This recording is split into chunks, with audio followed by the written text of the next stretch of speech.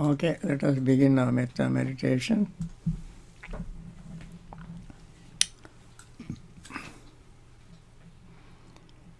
May all beings be happy and secure. May all beings have happy minds. Whatever living beings there may be, without exception, weak or strong, long, large, medium, short, subtle or gross, visible or invisible, living near or far, born or coming to birth, may all beings have happy minds. Let no one deceive another, nor despise anyone anywhere. Neither from anger nor ill will should anyone wish harm to another. As a mother would risk her own life to protect her only child, even so towards all living beings, to boundless heart, one should cultivate for all the world a heart of boundless loving friendliness, above, below, and all around, unobstructed, without hate or resentment, whether standing, walking, sitting, lying down, or whenever awake. One should develop this mindfulness. This is called divinely dwelling here, not falling into erroneous views, but virtuous and endowed with vision, removing desires for sensual pleasures. One comes never again to birth in the womb. As we repeat every day, with this very noble, wonderful thought of metta, this universal, loving, friendly thought that we want to share with everybody without any exception. In the practice of metta, there are no distinction between one and another. We all are one in this practice. That is why it is called universal practice, universal loving friendliness. We all melt into one pot and we all practice this together in order to make us all peaceful and happy. Now we want to focus mind on the insight or mindfulness practice. Focus starting with a very simple subject, that is our breath. As we focus the mind on our breath, we notice the breath touching our nostrils and then expanding our lower abdomen, expanding our chest area. As we breathe out, our lower abdominal area contracts, chest area contracts, the breath leaves our nostrils. And this repetition takes place all the time while inhaling and exhaling, expansion and contraction, rising and falling. These are the gross state of awareness. They become subtler and subtler as we proceed with the practice. And then feeling arises, feeling of the breath. And we perceive that perception also arises and passes away. Volitional formations, any thought, attention, intention, and so forth, arise and pass away. Consciousness arises and passes away.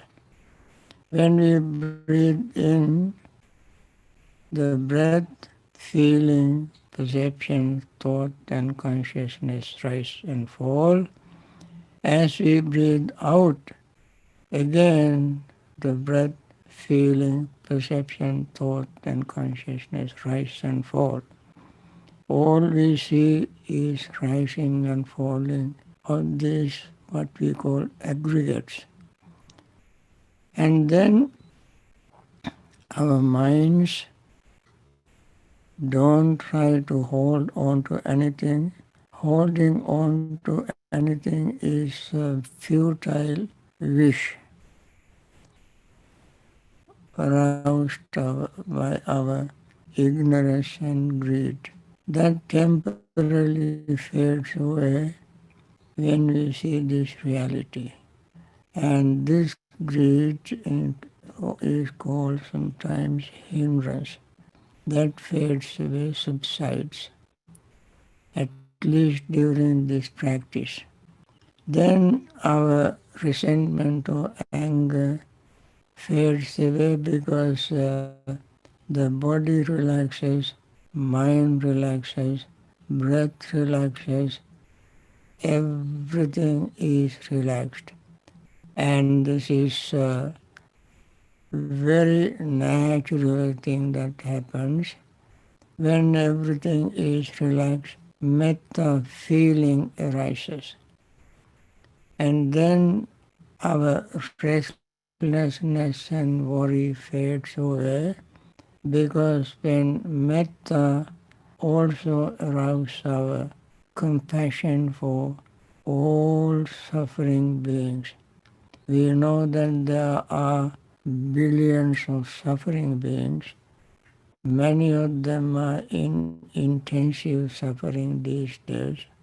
And we also have suffering.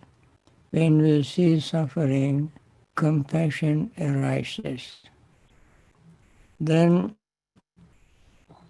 restlessness is no longer there during that time. And then we notice our worry, our sleepiness and drowsiness, another hindrance. Fades away when we see the mind is energized. We become more enthusiastic, more active spiritually, and get more encouragement to practice. When this happens, sleepiness and drowsiness temporarily fades away. And then all this we experience in our own personality, in ourselves. These are not, we are not talking about what are in books, but we are talking about what we, each and everyone, experiences. This is the very nature of Dhamma, personally experiencing, personally realizing, personally become aware in ourselves. And then doubt fades away. Doubt fades away. Deep trust, devotion, confidence in the Buddha and Dhamma, Sangha arises in our mind.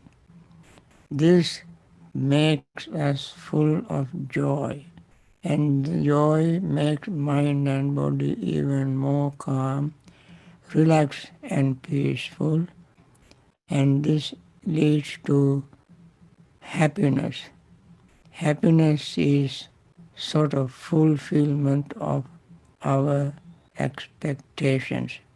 Even though we have not reached the goal, but we can see very clearly the path is clearing up for us. Path to that total liberation is getting clearer and clearer and clearer. And then we gain very quiet, peaceful, tranquil state which leads to concentration. Now we have been preparing our mind to gain deepest awareness of concentration, awareness of impermanence through concentration.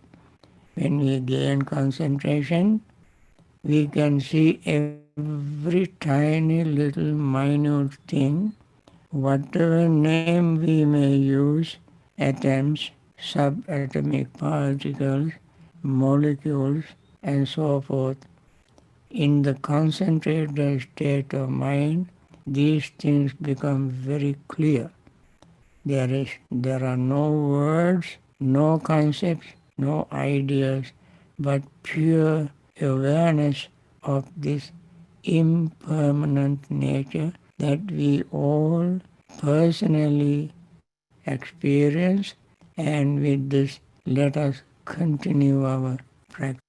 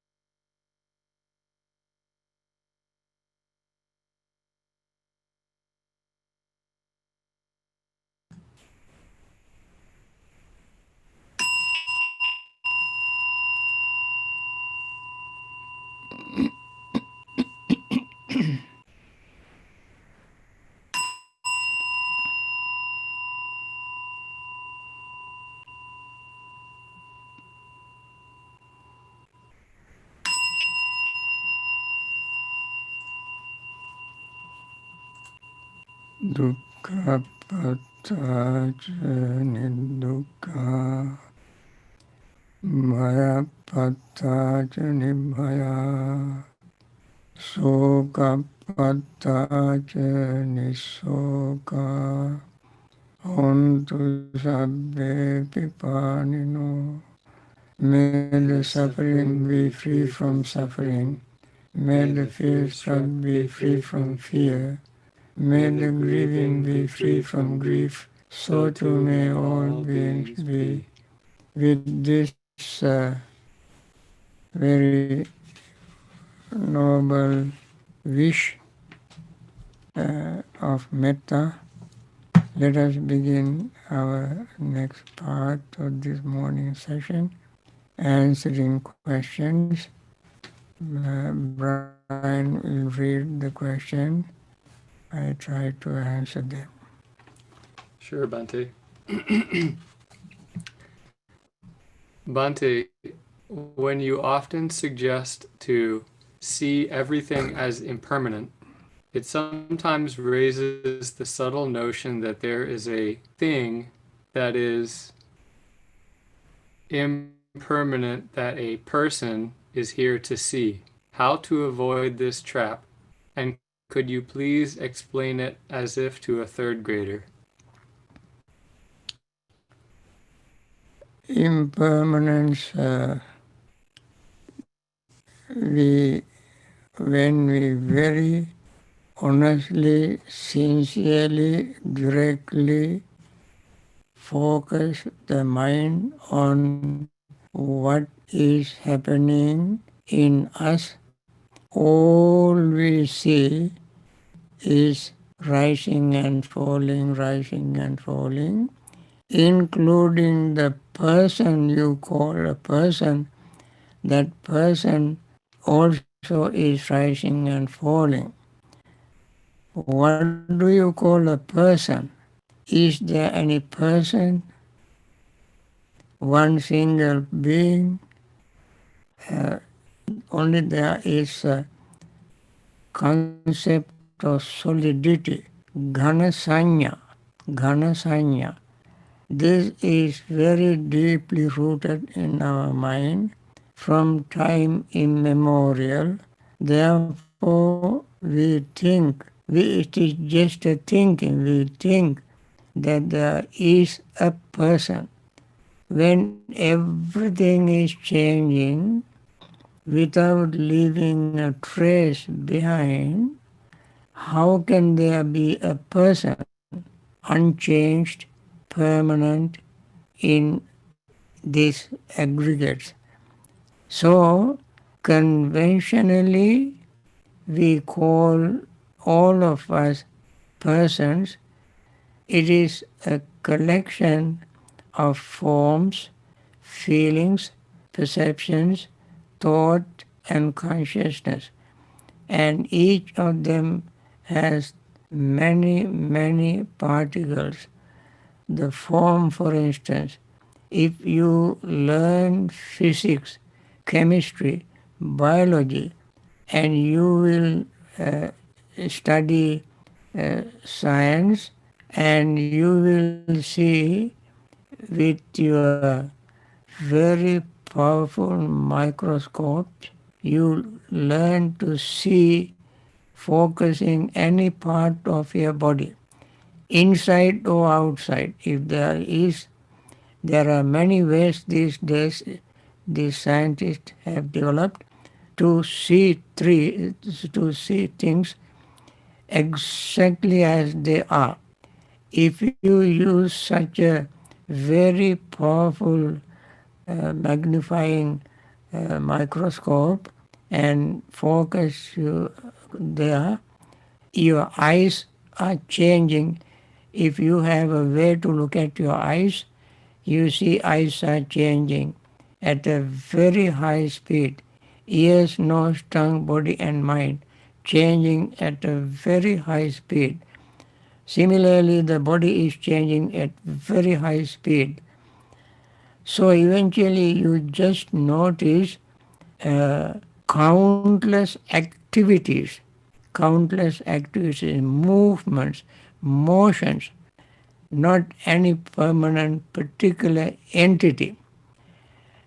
That is how this person is.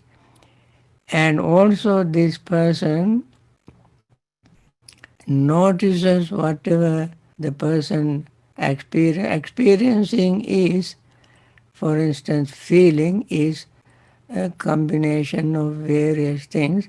At least four things come together: senses, sensory object, consciousness, contact. All these four things come together to have feelings. None of them, the the the eyes, uh, for instance, eyes, visual object that you have in brought into your eyes through eyes, and your perception, thought, and consciousness. None of them stays there. They appear and disappear, appear and disappear.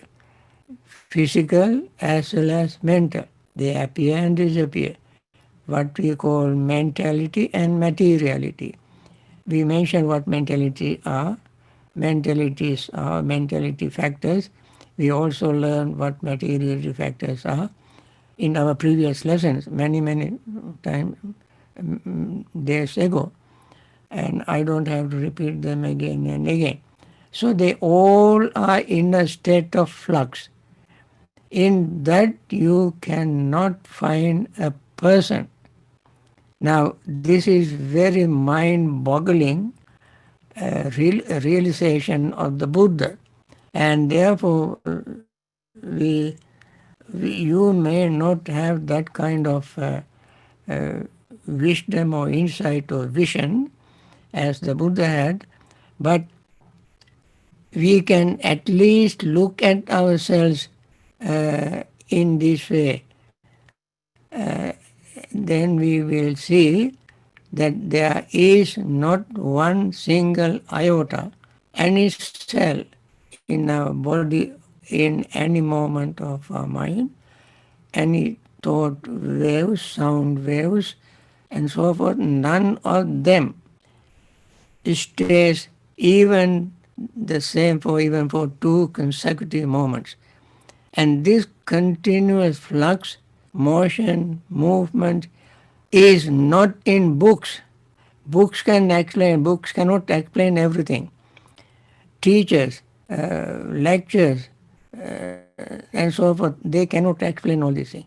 And that is why the Buddha said, Dhammang kayena passati. Dhammang kayena passati. See, in this body, which has mind, consciousness, and so forth. And so that is why we want to be very honest, sincere, and direct, without thinking of all kind of theories. Such and such a thing is such and such a book. So and so teacher said such and such. These are just pure, mere preliminary ways of learning various things. But the experience of impermanence, friends, is pacchatthang veditabba, personally realizable only by wise individuals. So, I think this much I must say right now. Even if we are a first grader or second grader or third grader, this is what we have to tell.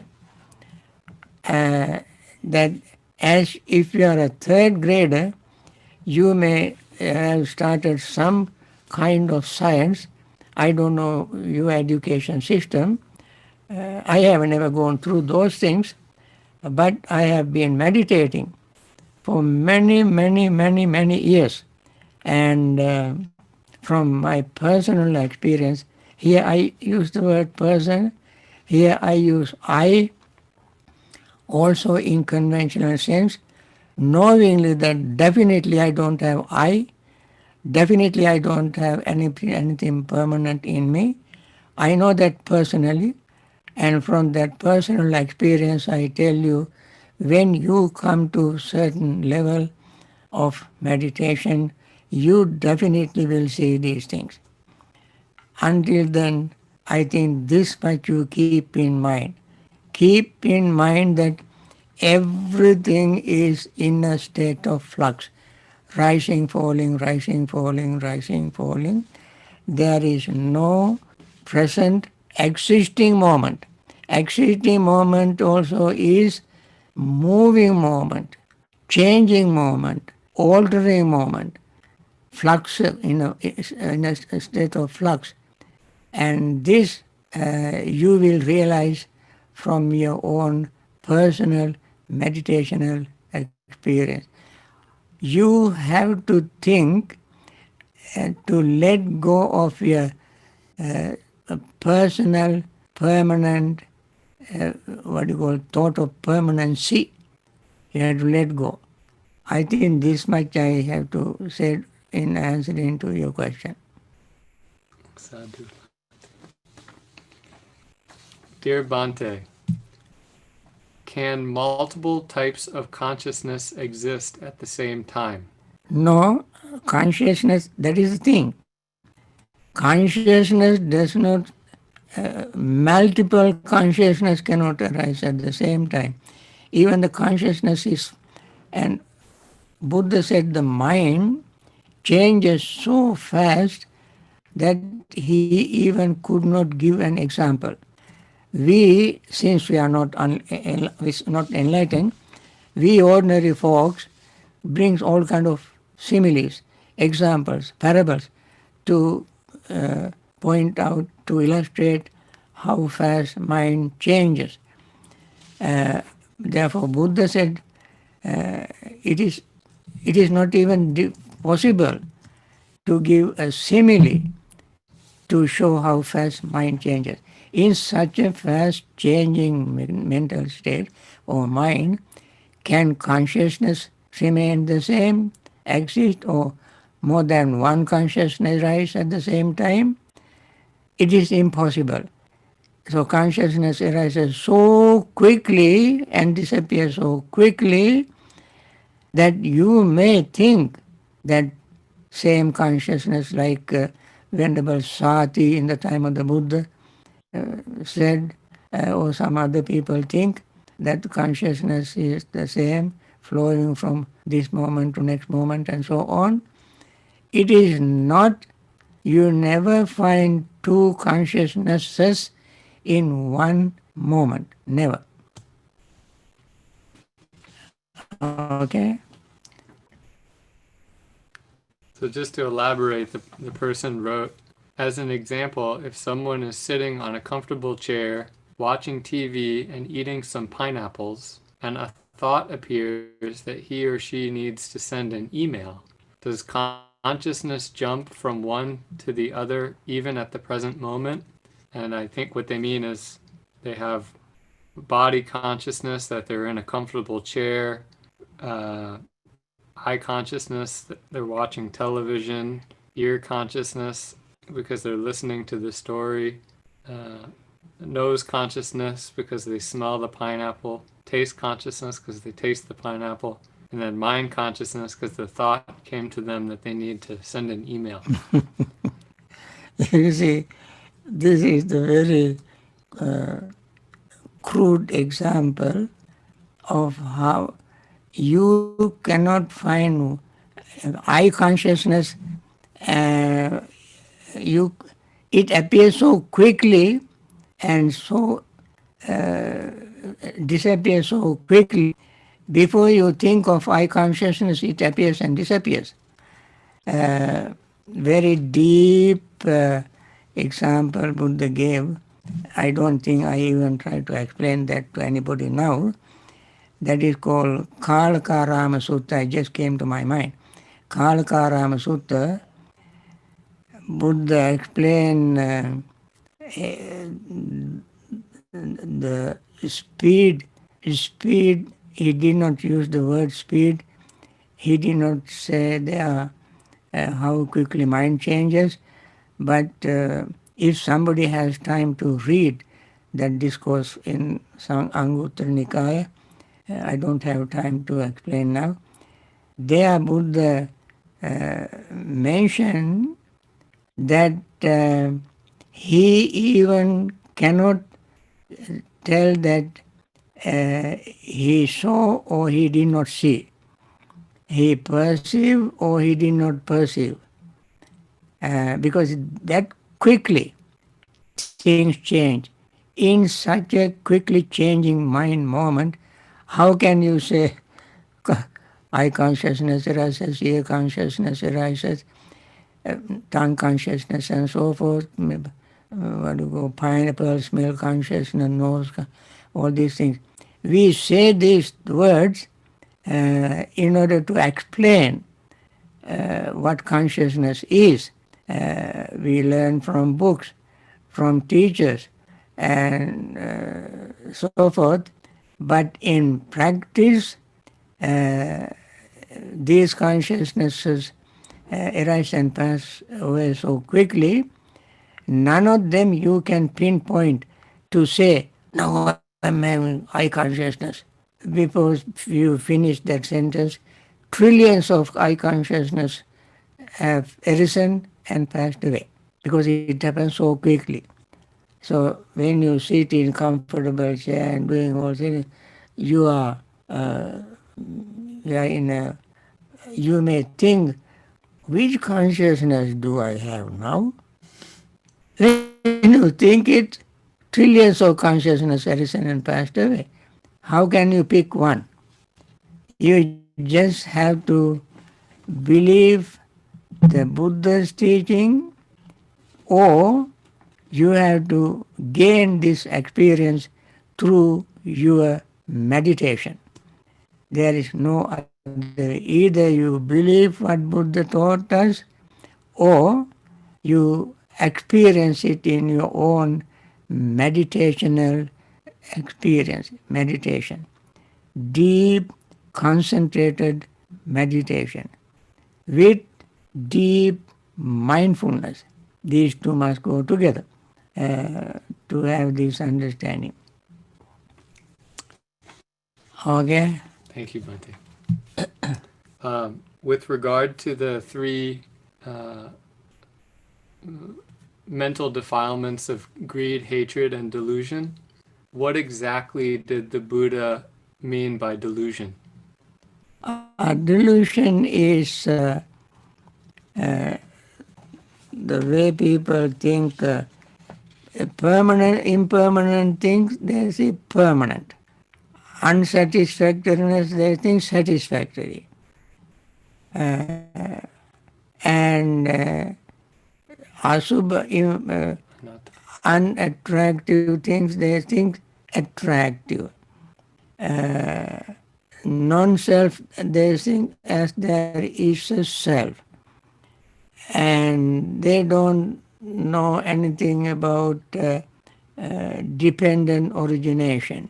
As not knowing these things is called confusion or delusion. Delusion is another manifestation of ignorance. Ignorance is not knowing the truth, and therefore when we do not know the truth, we get deluded. We think of various ways.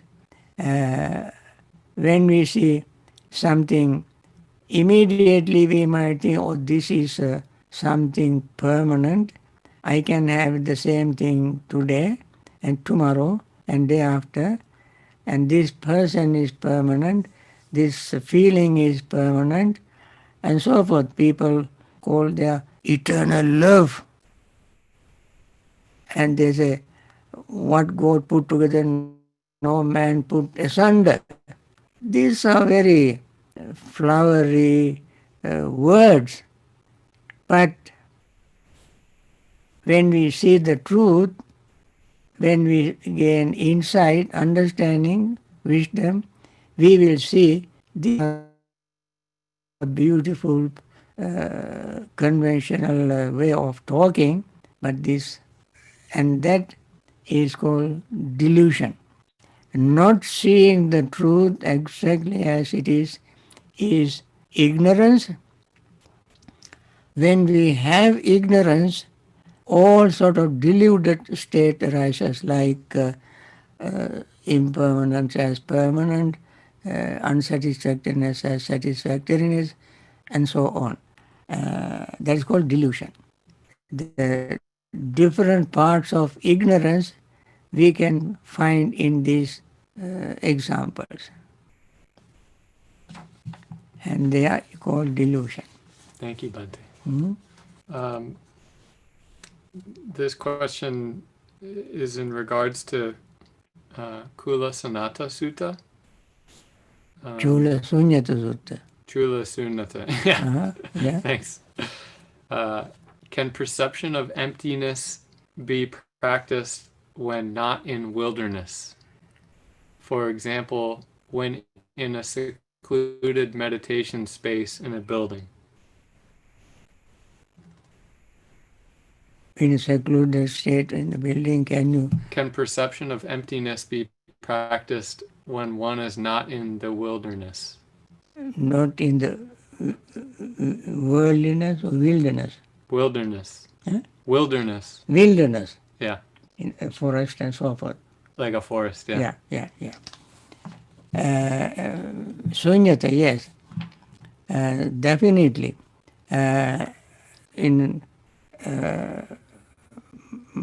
Chula Sunya Sutta, Buddha gave some examples, assuming that in the Tavana monastery such and such thing is, and such and something is not there, and so forth. He gave many examples to arouse the awareness of other listeners.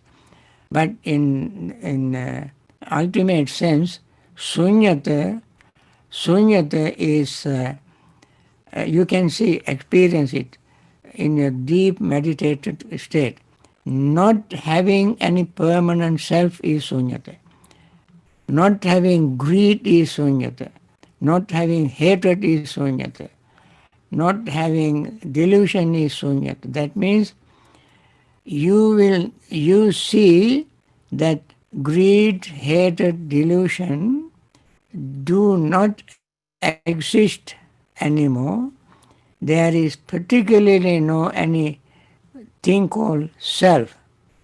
Not seeing, not having any self is sunyata. So for that, you don't have to go to a forest, empty hut, in your own room. When you meditate, as your mind increases in understanding and insight and wisdom, as things are so quickly changing, there is nothing staying there. That is called sunyata. It is not like attaining what do you call the arupas, akasananchate, vinyasananchate, akinchanyayatana. Akinchanyayatana is perception of nothingness. If there is a perception of nothingness, perception is there. In this sunyata teaching, when one attains that state, that is arahant state, phala state, arahat phala samadhi state, one really sees non-existence of self. And you can begin it from the very beginning of your practice. Only thing you have to do is to see impermanence as it is. To see impermanence, you don't have to sit in a particular place. Anytime, anywhere, all you need is to focus your mind on yourself, on your own experiences. And that we have to do, in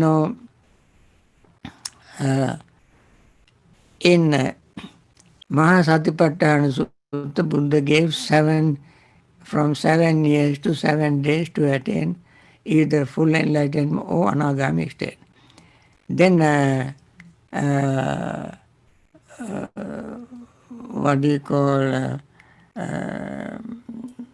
Bodhiraj Kumar Sutta Buddha said if he finds somebody who is honest, who is healthy, who is wise, who is not sick, and who practices consistently, he said, Buddha said, bring such a person to me.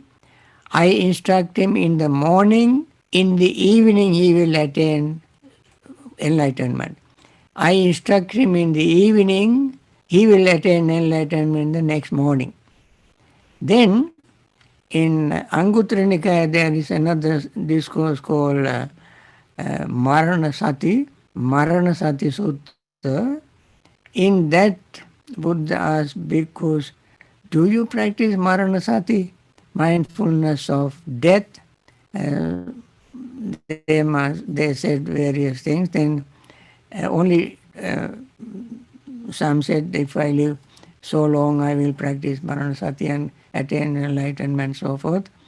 Then finally, two monks said, Venerable Sir, one monk said, Venerable Sir, if I live long enough to meditate on Maranasati for during the time that takes to take my one handful of food or morsel of food and put into mouth and chew and swallow, if I live that long, I can see Maranasati, I can practice mindfulness of death and attain liberation.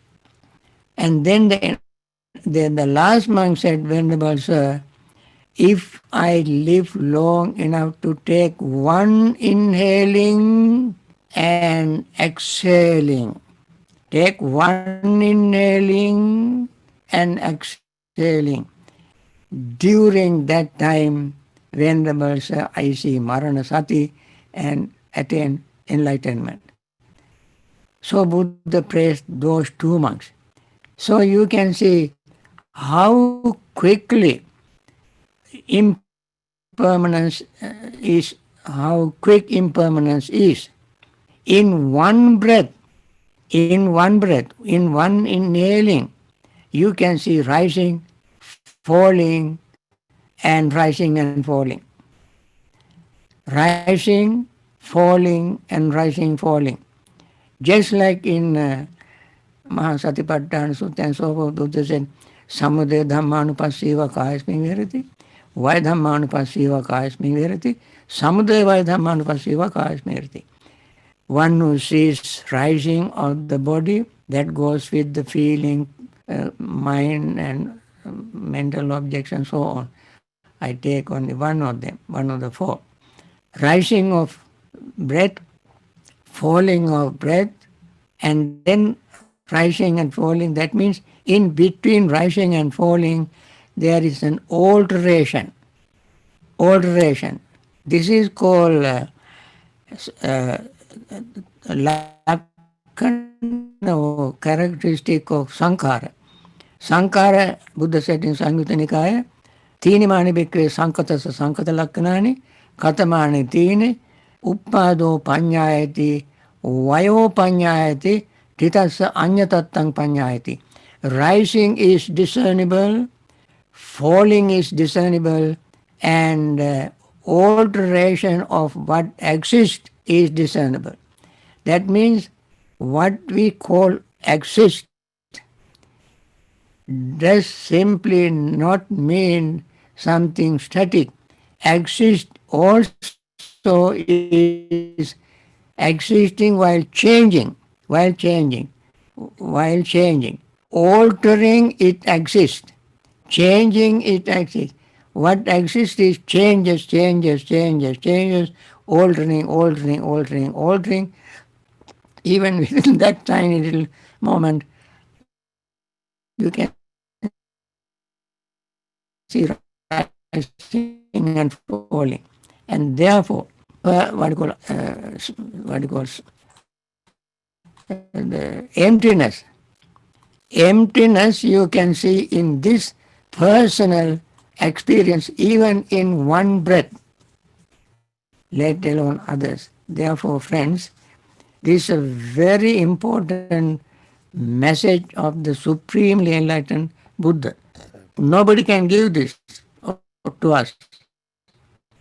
He gave us this message for only wise individual to realize in person, in themselves. That is why it is said, Dhammang kayena pasati, and Dhamma must be seen, experienced in one's own personality. Personality is nothing but the collection of these five aggregates. Not any permanent, not changing, eternal entity is there. Not having anything like that is called emptiness. Okay? In Mahayana teaching, they have a school called Sunyatavada. Uh, we don't have to have a special school for that. In our simple daily school, in our life is our school. In this school, we learn this lesson, we learn all other things and postpone this lesson and die. So we want to learn this lesson in this school while it is active without having COVID-19.